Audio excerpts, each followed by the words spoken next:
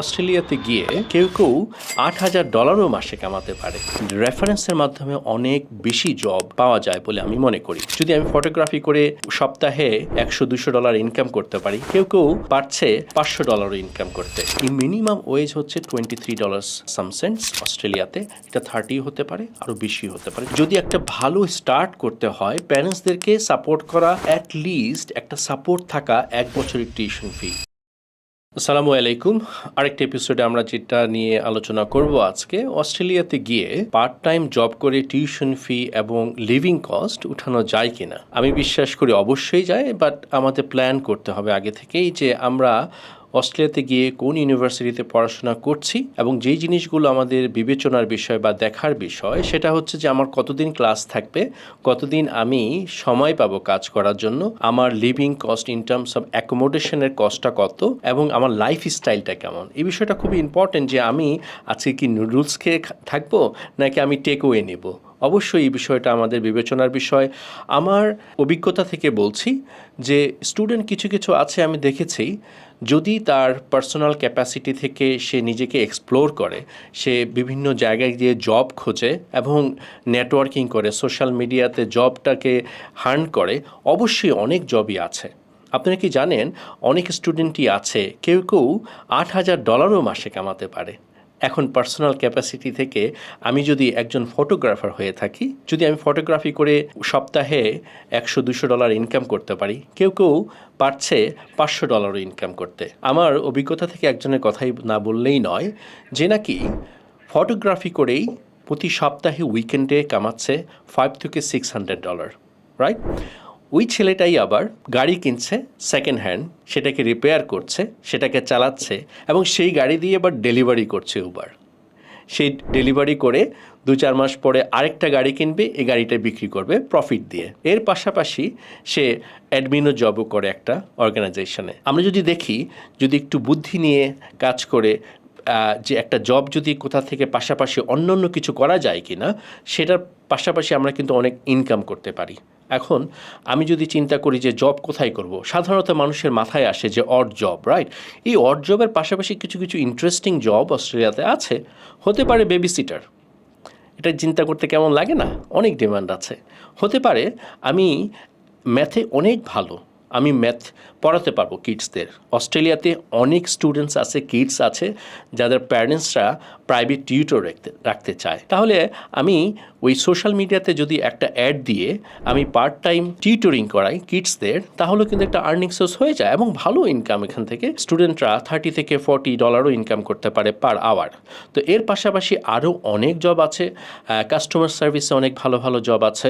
But আমাকে organised হতে হবে যে আমার সময়টা কখন, কিভাবে আমি এটাকে সুযোগে কাজে লাগাবো। আমার পড়াশোনার পাশাপাশি আমার যদি 4 দিন ক্লাস থাকে, আমি 3 দিনে আমি কিভাবে সময়টাকে সঠিকভাবে কাজে লাগাবো, সেটা যদি স্মার্ট ওয়ে থেকে অ্যাপ্লাই করা যায়, যে জবের পাশাপাশি কোনো না কোনো বিজনেস হতে পারে। যে আমি এখানে আছে অস্ট্রেলিয়াতে বাংলাদেশের মতোই মার্কেট প্লেসে অনেক স্টুডেন্ট অনেক কিছু কিনছে, সেটা আবার বিক্রি করছে প্রফিটে। সো একটা এক্সাম্পল দেওয়া হলো। এর পাশাপাশি আমি দেখি যে অনেক স্টুডেন্ট ফুড ডেলিভারি করে, ইলেকট্রিক বাইকে করে।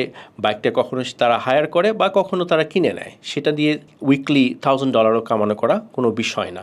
সো আমার কথা হচ্ছে যে যখন আমি চিন্তা করব যে আমার ইনকাম দিয়ে টিউশন ফিটা আমি পে করব, সেক্ষেত্রে আমার আরেকটা এপিসোডে সেটা আমার বলা হয়েছিল যে তোমার প্ল্যান করতে হবে এই দেশ থেকে যাওয়ার আগে যে আমি কোন কোর্সে যাচ্ছি এবং সেটা টিউশন ফিটা কত। সেই টিউশন ফিটা আমি কি 6 মাসে দিচ্ছি না আমার বাবা 1 বছরে দিয়ে দিচ্ছে। আমি হাইলি রেকমেন্ড করি, যদি একটা ভালো স্টার্ট করতে হয়, প্যারেন্টসদেরকে সাপোর্ট করা, স্টুডেন্টদেরকে, কিডসদেরকে অ্যাটলিস্ট একটা সাপোর্ট থাকা 1 বছরের টিউশন ফি। এটা যদি হয় তাহলে স্টুডেন্টদের জন্য খুবই সহজ হয়ে যায় যে 3rd সেমিস্টার থেকে স্টুডেন্টদের নিজের ইনকামেই তার টিউশন ফিটা পরিশোধ করা। তা না হলে স্টুডেন্ট প্রাথমিকভাবে ওখানে গিয়ে খুব স্ট্রাগল করে। আমি যদি মনে করি এখন যে আমার অস্ট্রেলিয়াতে যাওয়ার পরে মনে করতে পারি যে জুলাই ইনটেকে আমি গেলাম, তো সেখানে গিয়ে জুলাই ইনটেকে গিয়ে সেখানে পরিবেশ, পরিস্থিতি, কালচার যে আছে সেটাকে অ্যাডাপ্ট করতেই আমার 1-2 মাস লেগে যাবে। তারপর যদি একটা জবে শুরু করি, শুরুতেই আমি খুব বেশি যে ইনকাম করতে পারবো তেমনটা কিন্তু না। এখন এটা বোঝার বিষয় যে আমি কোথায় জব করছি। তো ওখানে গিয়ে যদি আমি 2-3 মাস পরে জব করার পরে চিন্তা করি যে সেকেন্ড সেমিস্টারে টিউশন ফি আমার আর্নিং থেকে দিতে হবে, আমি মনে করি এটা অনেক বড় একটা চ্যালেঞ্জিং কাজ। বাস্তবিকভাবে ইউনিভার্সিটিতে দেখে থাকি আমরা 4 দিনের মতো ক্লাস থাকি, ইনস্টিটিউশন বা কলেজগুলোতে 3 দিন বা 2 দিনও ক্লাস থাকে, তখন এখানে একটা ভেরিয়েশন হয়।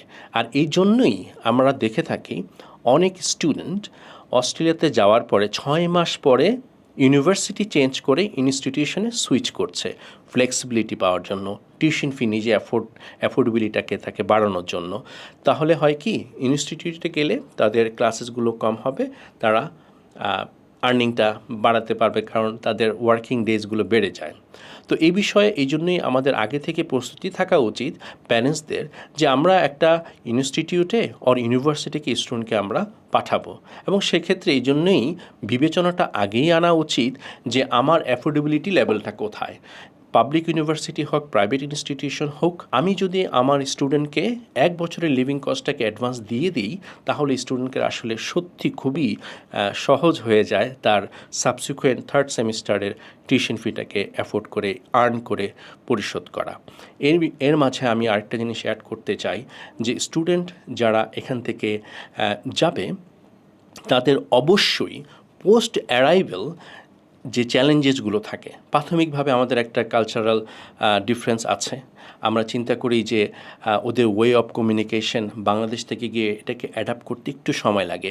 তো আমি সবাইকে একটা জিনিসে খুব খেয়াল করতে বলবো, যে তোমরা চেষ্টা করবে যে যত পারা যায় বিভিন্ন কমিউনিটিতে এঙ্গেজ হওয়া, কমিউনিটি অ্যাক্টিভিটিতে এঙ্গেজ হওয়া, ইউনিভার্সিটিতে কালচারাল অ্যাক্টিভিটিতে এঙ্গেজ হওয়া, নেটওয়ার্কিং বাড়ানো, কারণ রেফারেন্সের মাধ্যমে অনেক বেশি জব পাওয়া যায় বলে আমি মনে করি। এখন কথা হচ্ছে যে আমি কোথায় জব খুঁজবো। জব খোঁজার অনেকই জায়গা আছে। এটা একটা প্রথম মিডিয়া হচ্ছে গিয়ে রেফারেলস বা বন্ধু বা রিলেটিভ বা নোন কন্ট্যাক্ট। শুরু হতে পারে কোথা থেকে? এটা হতে পারে, আমি যদি মুসলিম হয়ে থাকি সেটা হতে পারে একটা মস্কে, একটা বাঙালি কমিউনিটির সাথে যদি আমি সেখান থেকে প্রাথমিকভাবে কানেক্ট করতে পারি, দেয়ার অনেক হেল্পফুল, তারা অনেক সাহায্য করবে।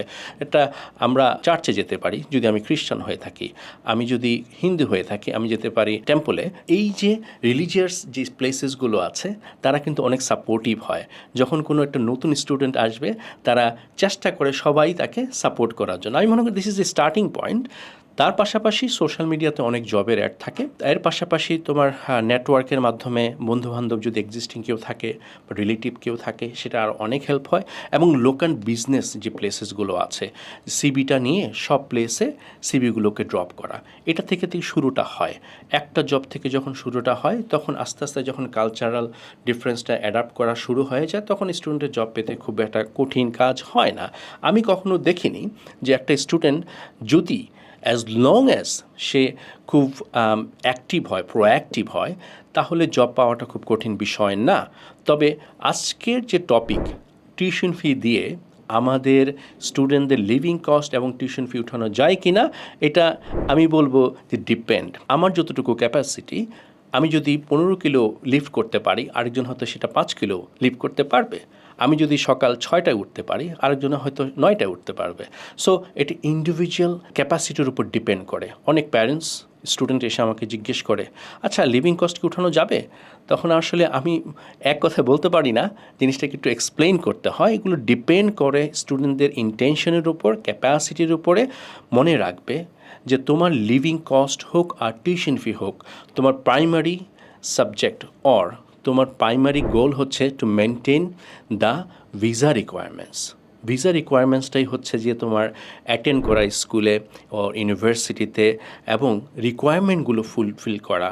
সেমিস্টারের যে রিকোয়ারমেন্টসগুলো থাকে, ফর এক্সাম্পল অ্যাসাইনমেন্ট সাবমিট করা অন টাইমে, এক্সামগুলোতে অ্যাপিয়ার করা অন টাইমে, প্রজেক্টগুলোকে সাবমিট করা অন টাইমে। সো এই বিষয়গুলোকে খেয়াল রেখেই তোমার ওই প্ল্যানিংটা ওভাবে করতে হয়। আমি অনেক স্টুডেন্টকে দেখি যে ওরা 2-3টাও জব করে অনেকে, কারণ লিমিটেশন আছে জানি, বাট আমরা এটাও জানি যে 24 ঘন্টা হচ্ছে গিয়ে লিমিটেশন পার উইক একটা স্টুডেন্ট জব করতে পারে অস্ট্রেলিয়াতে, ফোর্টনাইটলি বা 14 দিনে করতে পারে 48 আওয়ার্স। এবং হলিডেতে ইন বিটুইন সেমিস্টার ব্রেক তারা করতে পারে ফুল টাইম জব। সো এটা জানা সত্ত্বেও আমাদের কমিউনিটিতে দেখি স্টুডেন্টরা সবারই এটা জানা যে এই লিমিটেশনের বাইরেও কিন্তু অনেকে জব করে থাকে আসলে। তো লিমিটেশনটা এটা আসলে সব দেশেই আছে, যেগুলো স্টাডি প্রেফার্ড ডেস্টিনেশন আছে সারা পৃথিবীতে, সব কান্ট্রিতেই জেনারেলি 20 ঘন্টা দিয়ে থাকে। এখন অস্ট্রেলিয়াতে 24 ঘন্টা দিচ্ছে। আমরা যদি দেখি কোভিডের সময় যখন অনেক স্কিল শর্টেজ ছিল এবং ওয়ার্কার শর্টেজ ছিল, অনেক স্টুডেন্টদের মুভমেন্ট ছিল, তখন দেখা যেত যে কোনো স্টাফই পাওয়া যেত না। তখন গভর্নমেন্ট একটা অ্যানাউন্সমেন্ট দিল স্টুডেন্টরা ফুল টাইম জব করতে পারবে। তখন একটা সময় ছিল। তো যখন সময় ছিল গভর্নমেন্ট কিন্তু ঠিকই আমাদের স্টুডেন্টকে ফুল টাইম জবের সুযোগ দেয়।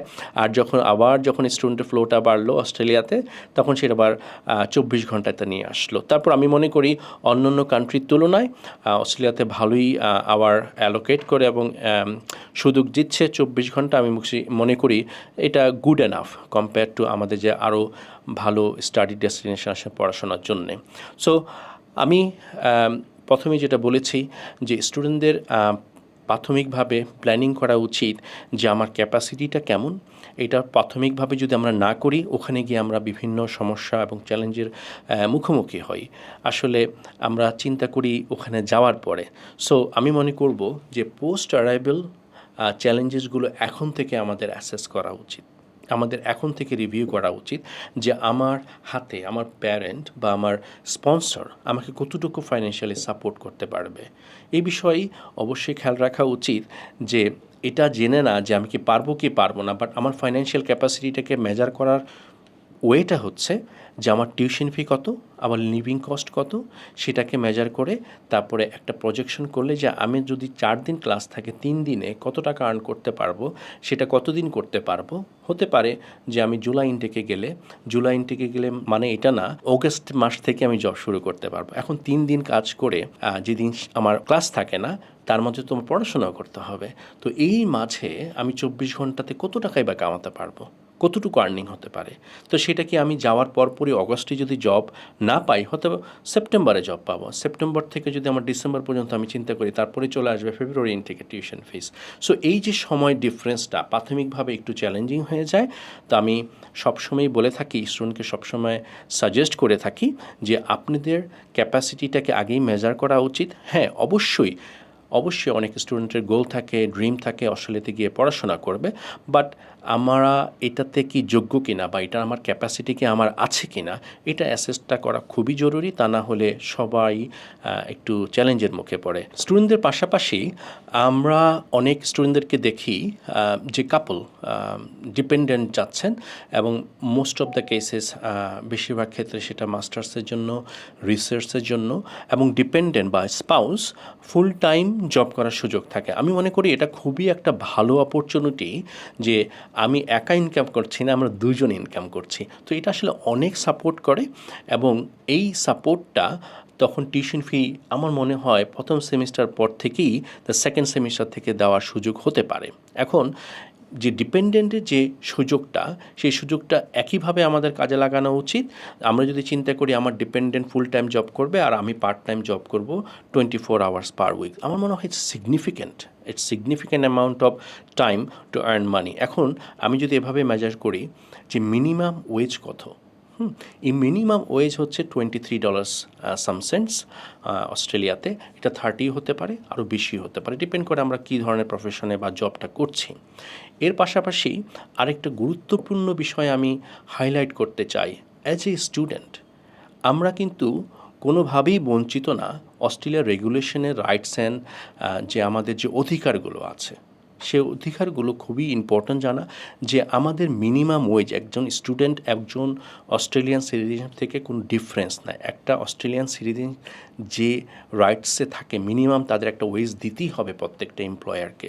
সো ওইটা যদি না দেওয়া হয় একটা স্টুডেন্টকে, তাহলে স্টুডেন্টের এভরি রাইট আছে সেটাকে, যে একটা ইনস্টিটিউশন আছে, অর্গানাইজেশন আছে, তারা সেটাকে লজ করলে কমপ্লেন সেই এমপ্লয়ারকে তারা